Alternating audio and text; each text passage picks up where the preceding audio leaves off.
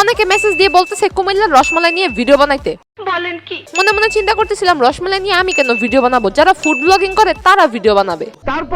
তারপরে গিয়ে সার্চ করলাম কুমিল্লার রসমালাই লিখে, বিশ্বাস করেন বারবার একটা মহিলার ছবি আসতেছে।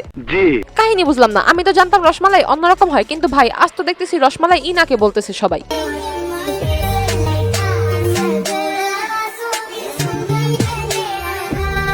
এইটা কি কোনো কথা? কথা তো সেটা না, কথা হচ্ছে ওনাকে সবাই রসমালাই কেন বলতেছে। আমারও তো সেই একই প্রশ্ন।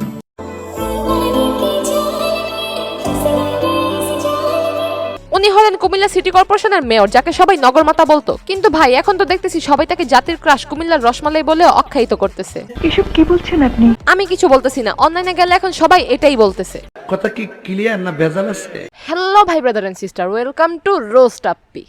এই হলো আমাদের কুমিল্লা এমপি বাহারের মেয়ে সুচি তাসিন বাহার সূচনা। উফ আরে বাংলাটা। কিছুদিন আগেও তাকে নগরমাতা বলে সম্বোধন করতেন, আর এখন তাকে অশ্লীল ভাষা নিয়ে সম্বোধন করতেছেন। আপনাদের ব্রেন যে আসলে কোথায় আমি তাই চিন্তা করতেছি। ফাজিল। উনি যে একজন সুন্দরী এতে কোনো সন্দেহ নাই, কিন্তু আপনারা যা শুরু করছেন, উনি ক্ষমতায় থাকলে আপনারা সবাইকে কমপক্ষে 1 বছরের জন্য হলো রিমান্ডে পাঠাতো। উপরে আল্লাহ নিচে জমিন, কথা সত্য। শেখ হাসিনা পালিয়ে গেছে, শেখ হাসিনা নাই, শেখ হাসিনা চলে গেছে, শেখ হাসিনা পালায় না। ওনাকে নিয়ে আপনারা যে পরিমাণ ট্রোল শুরু করছেন, সত্যি এখন আপনাদের নিয়ে ভয় হইতেছে। ক্ষমতায় থাকলে আপনাদের প্রত্যেককে আয়না ঘরে নিয়ে রাখতো।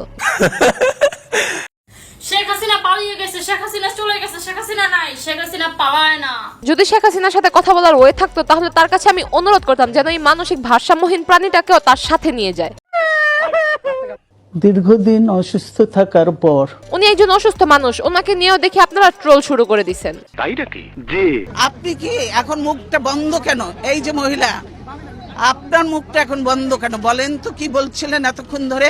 আপনাকে নিয়ে মানুষ অনেকেই অনেক কথা বলতেছে, কয়জন একটা শুনবেন? কিসের জন্য এত কথা বলো?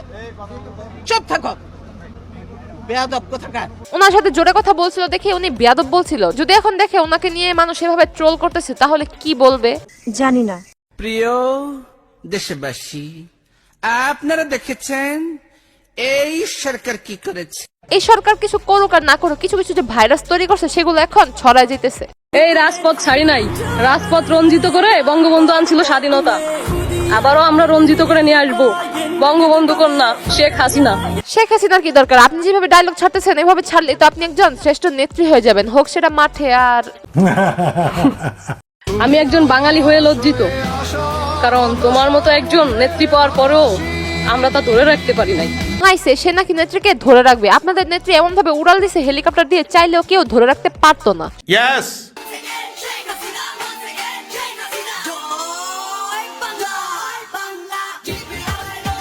সত্যি এটা এমন একটা গান, আমার মনে হয় সবাই এই গানটাকে মিস করতেছে।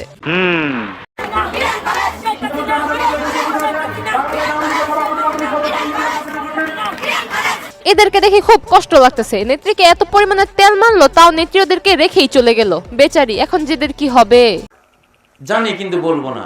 বলার দরকার নাই। এখন ফেসবুক থেকে ভিডিওটি দেখে থাকলে পেজটি ফলো করে দিন, আর ইউটিউব থেকে দেখে থাকলে চ্যানেলটি সাবস্ক্রাইব করে দিন। দেখা হবে নেক্সট ভিডিওতে।